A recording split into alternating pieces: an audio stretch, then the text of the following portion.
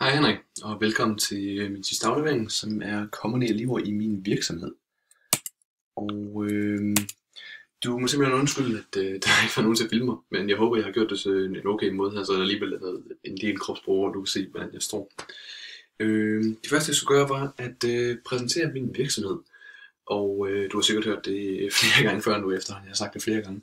Men Infineon er en stor IT-virksomhed, som primært producerer halvledere, øh, som er det, som ligger imellem det ydende materiale og det beskyttende materiale.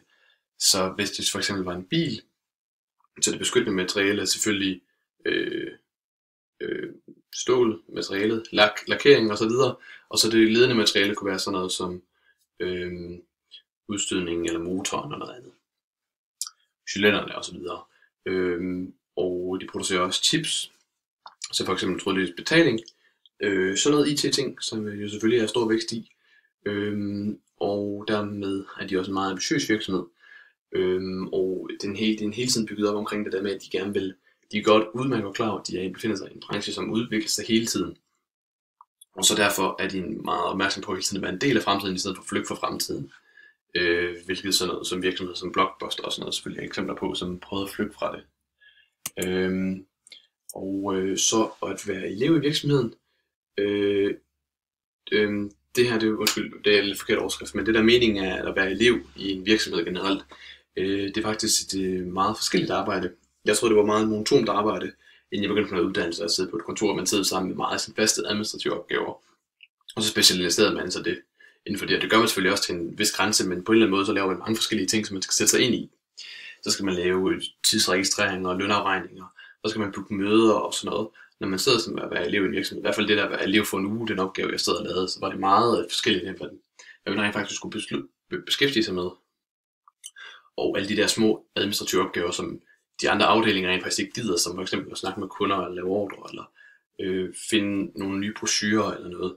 Det er faktisk en sekretær, der sidder og laver det, og det vidste jeg overhovedet ikke. Og så selvfølgelig det overordnede over det er, at man skal have meget overblik og planlægning, for at overhovedet kunne fungere ordentligt optimalt som kontorelev i en virksomhed. Og så kontoruddannelsens opbygning. Den er opbygget sådan, at man starter med det her er på lige nu, at man har afsluttet med et 5 ugers kursus, som ligesom forbereder sig på, inden man går i gang med sin kontoruddannelse. Og så kontoruddannelsen er et hovedforløb, som enten er 2 eller 1 år, og jeg kommer så til at kunne arbejde med det 1 år, fordi jeg tager det i udlandet, som en del af PIO. Men andre, hvis man tog det i Danmark, så arbejdede man i en praktikvirksomhed samtidig med, at man tog online kursus, eller tog det på en skole, for eksempel på IBC. Og så er det selvfølgelig en stor opgave i slutningen af april, da vi var over til ansættelsessamtaler. Så snakkede vi det med de nuværende PIO-elever, og de ville gerne med at skrive en opgave, som var omkring på størrelse med en SAP, omkring deres egen virksomhed, som selvfølgelig er noget med det her at gøre. Jeg går ud fra, det næsten nøjagtigt bare en stor opgave, og så lidt samme kontekst, som jeg har arbejdet med det her 5 ugers forløb. Ja, og det skal man så gøre selvfølgelig samtidig med, at man arbejder i sin virksomhed. Min interesse for i virksomheden personligt, det er, at det er en stor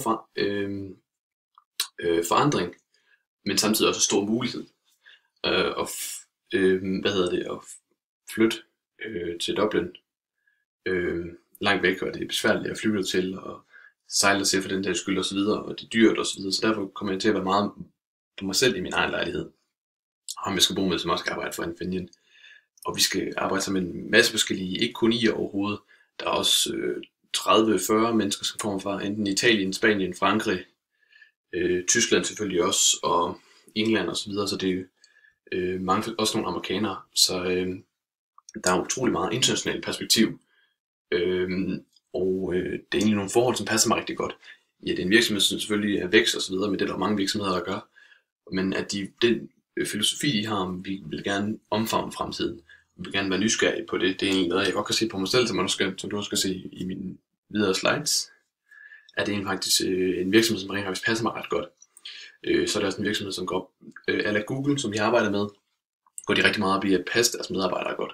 At medarbejdere kun er produktive og innovative, når de har godt i virksomheden. Selvfølgelig ikke på niveau med Google, fordi de ikke har det budget, men stadig arbejder de med den samme filosofiske tanke, eller virksomhedsfilosofi omkring, at vi skal behandle vores medarbejdere godt. Og så vil de gerne være der og blive der og blive loyale. Så derfor har jeg faktisk en stor interesse. Måske ikke lige så meget for det, de laver, fordi jeg ikke er så god til at producere halvledere. Eller det er lidt mere det administrative arbejde, der interesserer mig. Hvordan deres forsyningskæde der fungerer, og hvordan de markedsfører deres produkter, og hvordan de laver deres netværk af forretningspartnere og strategiske samarbejde osv. Alt det der. Og så en tidslinje over, hvordan det har fungeret, det her USF-kontor. Og det første uge 1 og uge 2, der arbejder vi med kommunikation. Det første, det er jo selvfølgelig sådan noget som en kommunikationsmodel. Den helt generelle kommunikationsmodel, og så også, det havde vi haft sammen lidt i forvejen på HX. Der er også mange andre kommunikationsmodeller, fordi kommunikation det er spredt sig så meget ud, efter vi har udviklet os. Så derfor er der rigtig mange forskellige kommunikationsmodeller. Og jeg mener også, at jeg snakker om det lidt med kommunikationsmodeller. Der er også stor forskel på, om det er enkeltmandskommunikation eller om det er massekommunikation. For eksempel massekommunikation kunne være en reklame, hvor enkeltkommunikation lidt mere er sådan, at man sender et brev af det, vi har arbejdet med. Og så er der gestaltlovene, hvor det selvfølgelig handler om, at hvordan vi opfatter tingene, vores underbevidsthed opfatter nogle ting, der vi sætter på en hjemmeside. For eksempel, at vi læser et brev, eller vi ser en indretning i et hus, så kan vores hjerne selv lave nogle, uden vi lægger mærke til det, opfatte tingene på en anden måde, end det rent faktisk står. Så derfor skal man være opmærksom på, at når man opbygger sit brev, opbygger sin hjemmeside, opbygger et eller andet, så skal man hele tiden være opmærksom på, at det skal give mening for både det rationelle og det irrationelle hjernen, som der, når man bygger det op. Og så arbejdsmiljøcirklen, hvor det selvfølgelig er det fysiske og psykiske miljø, der skal spille sammen, for at man har det godt. Konflikthåndtering og så videre. Det er sådan noget andet, som sådan noget referatskrivning og sådan noget. Konflikthåndtering handler meget om, at det er faktisk meget normalt på en arbejdsplads, at der opstår visse konflikter, ligesom i et forhold eller med sine venner. Og i uge 3 med databehandling, der havde vi Office Suite, hvor det selvfølgelig er Word og PowerPoint og Excel og Outlook, hvor man skal være en hej til at gøre de ting, for at det fungerer ordentligt i en elevplads med kontor. Og Leviats model, det er en forretningsmodel, som kan påvirke noget som aktørerne, organisationen osv. Og så sidst havde vi også lidt om en markedsanalyse, hvor vi skulle bruge noget af det her databehandling, enten med kvalitativ eller kvantitativ, for at så opstille nogle konklusioner ud fra de tal, vi har fundet og sat op i Excel eller Word eller noget, og så præsentere det i PowerPoint. Og i uge 4, der havde vi mobilitet, sådan noget som Lean og Quick-modellen og medarbejderudviklingssamtaler og præsentationsteknik, så meget for at udvikle, at man skal hele tiden forandre sin kvalitet i virksomheden. Min fremtidige karriere, det lyder lidt som et spørgsmål, om man snakker en masse ananas i egen juice, men sådan er det jo. I forhold til min egen karriere, så vil jeg betegne mig selv som en utrolig ambitiøs og passion for forandring, passion for, at der skal ske noget nyt, passion for, at vi godt kan ændre tingene, sådan som det er nu, passion for, at vi hele tiden kan gøre det bedre.